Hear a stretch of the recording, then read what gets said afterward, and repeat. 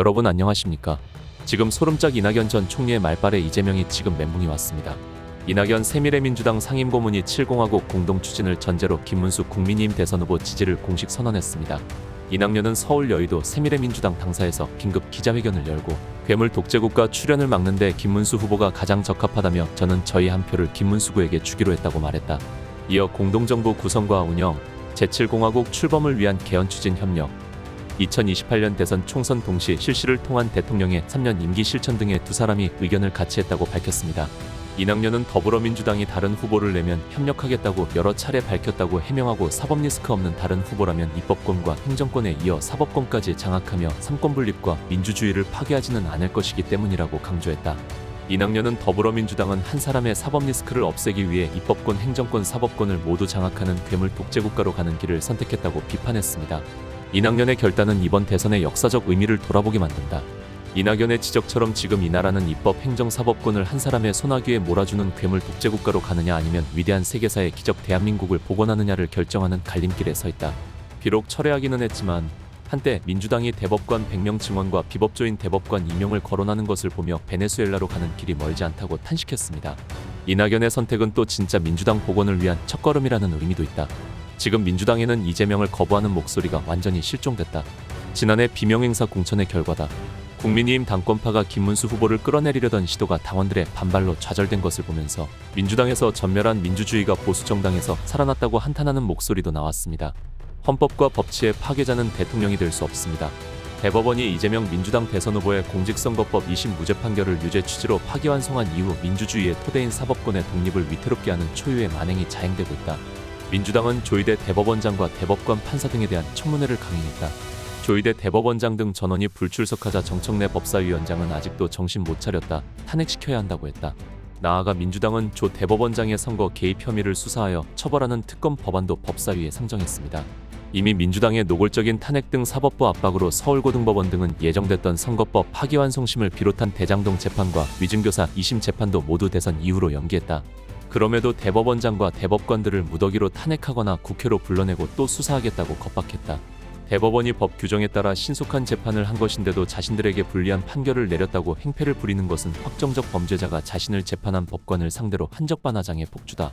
사법부의 독립을 보장한 헌법 103조, 합의 과정의 비공개를 정한 법원조직법 65조 등을 명백히 위반하는 폭거이고 사법부 독립을 심각하게 훼손하는 상상하기 어려운 헌법 파괴다. 민주당은 대법관 수를 기존 14명에서 최대 100명까지 늘리는 법원조직법 개정안과 대법원 판결에 대해서도 헌법소원을 제기할 수 있도록 하는 헌법재판소법 개정안도 발의한 바 있다. 민주당 편 판사를 대거 임명해 대법원을 장악하고 사실상의 사심제를 도입하여 자기들에게 유리한 판결만 하도록 사법제도 자체를 개조하겠다는 것이다. 공직선거법상 허위사실 공표죄의 구성요건 중 행위를 삭제하는 공직선거법 개정을 추진하고 있는데 이대로라면 유죄 취지의 파기환송 판결을 받은 이재명 민주당 대선 후보를 처벌할 수 없게 된다. 법 앞에 평등 원칙을 철저히 유린하는 오직 이 후보만을 위한 노골적인 위인설법이다. 민주당은 대통령 당선 시 당선자에 대한 재판을 정지하고 무죄나 면소 선고 재판만 알 수 있게 하는 법안도 처리하고 판사 길들이기용법 왜곡 처벌법도 발의했다. 상상하기 어려운 법치 파괴입니다. 민주주의 국가들이 독재로 회귀한 시발점은 바로 사법부 공격이다. 베네수엘라, 헝가리, 페루 등은 법원이나 헌법재판소 구성을 정권 마음대로 바꿔 사법부를 정치권력의 하부기관으로 만들었다. 나치 독일도 의회주의적 합법을 가장해 전체주의를 완성했다. 민주당을 1극체제로 만들고 190석의 압도적 의석으로 입법, 행정, 사법 세권을 한 사람이 장악하기 직전입니다. 절대 권력은 절대적으로 부패하는 일인 독재 전체주의가 임박한 것이다. 사법부 독립은 민주주의 최후보로입니다. 우리 대한민국 법조인들과 전국 교수들은 삼권 분립의 헌법 질서와 민주주의를 파괴하는 시도를 강력히 규탄하며 어떤 경우에도 결코 용납하지 않을 것입니다. 선거에서 많은 사람들이 간과하는 측면이 있다. 선거도 논리와 명분 싸움이라는 점이 그것입니다. 논리와 명분이라는 게 이걸로 누구를 지지하자고 다른 사람들을 설득하는 차원의 얘기가 아니다. 제일 중요한 것이 유권자 한 사람이 다름 아닌 자기 자신을 설득하는 일입니다. 다른 사람을 속이려면 자기 자신부터 속여야 한다는 말도 있지만 설득이라는 관점에서 보면 일맥상통하는 점이 있습니다. 흔히 샤이 보수, 샤이 진보라고 말하는 게 바로 자기 자신을 설득하는 작업에 애를 먹고 있는 사람들을 말한다. 가령 이재명을 찍고 싶은데 또는 김문수를 찍고 싶은데 뭔가 다른 사람들에게 드러내놓고 말하기에는 어쩐지 자신이 없는 기분, 이런 걸 말합니다. 이럴 때 자기 자신을 설득할 수 있는 논리와 명분이 중요해진다. 의외로 사람이란 게 단순하지 않습니다. 막무가내로 자기 한 표를 결정하지 않는다는 얘기입니다. 이번 대선에서 이재명 후보를 지지하는 사람들이 김문수 후보를 지지하는 사람들보다 상대적으로 다수인 건 확실하다. 지금까지는 그렇다. 그런데 최근에는 김문수 지지율이 상승 곡선을 그리고 있습니다. 이재명의 방송 토론이나 민주당의 선거운동을 봐도 필자는 쫓기는 분위기를 느낄 수 있습니다. 여기에서 이재명 지지자들이 스스로를 설득하는 논리와 명분이 궁금해집니다. 이재명 지지자들도 이재명이 도덕적으로 뛰어나다는 소리는 못할 것입니다. 그럼에도 이재명을 지지하는 핵심 논리와 명분이 뭘까요? 그건 바로 정치인이란 놈들이 다 그놈이지 않은 자기 변명이다. 정치권은 더러운 판이고 거기서 뛰는 플레이어들이 도덕적으로 다 비슷비슷하다는 명분이다. 50보 100보, 생수에 구정물 한 방울 섞인 것이나 10방울 섞인 것이나 무슨 차이가 있느냐는 합리화입니다.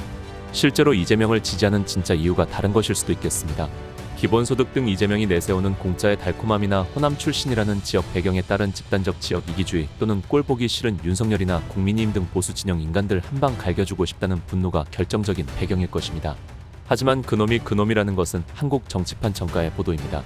대한민국 방방곡곡에서 나름 정치에 한마디씩 하는 골목길 정치평론가들의 단골 메뉴가 그놈이라는 것이다. 그들의 열띤 토론의 결론 90%가 이것이다. 그런데 이번 대선에서는 변수가 생겼습니다. 김문수에게 이 논리와 명분이 안 먹힌다는 점입니다. 자기들이 봐도 그놈이 아닌 거다. 이놈과 저놈이 다른 거다.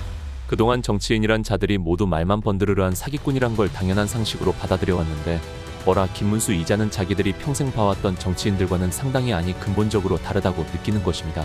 파팜이라는 정치인에게 붙을 것이라곤 상상조차 못한 별명이 생기고 무엇보다 70평생을 관철하는 김문수의 어떤 가치가 쉽사리 무시하고 지나치기 어렵게 만드는 것이다.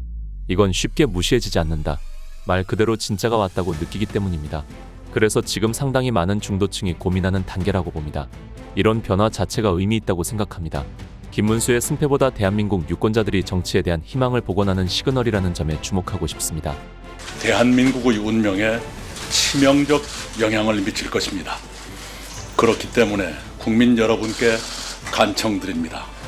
고통스럽더라도 최선 아니면 차선이라도 선택하시고 그것도 어렵다면 최악을 피하는 선택이라도 하십시다.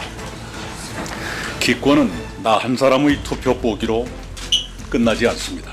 일찍부터 저는 더불어민주당이 다른 후보를 내면 협력하겠다고 여러 차례 밝혔습니다. 범죄 혐의 없는 다른 후보라면 입법권과 행정권에 이어 사법권까지 장악하며 삼권 분립과 민주주의를 파괴하지는 않을 것이기 때문입니다. 사법 리스크가 하나도 해결되지 않은 후보를 내놓았습니다. 입법권, 행정권, 사법권을 모두 장악하는 괴물 독재 국가로 가는 길을 선택했습니다. 어제는 국무총리, 검찰, 경찰, 방송통신위에 대한 국회의 통제를 강화해 그 기관들의 독립성마저 허물어뜨리기로 했습니다. 더불어민주당의 기괴하고도 절망적인 실상입니다. 법치주의와 민주주의를 파괴하는 괴물 독재 국가의 길까지 동행해서는 안 된다는 것이 저의 신념입니다.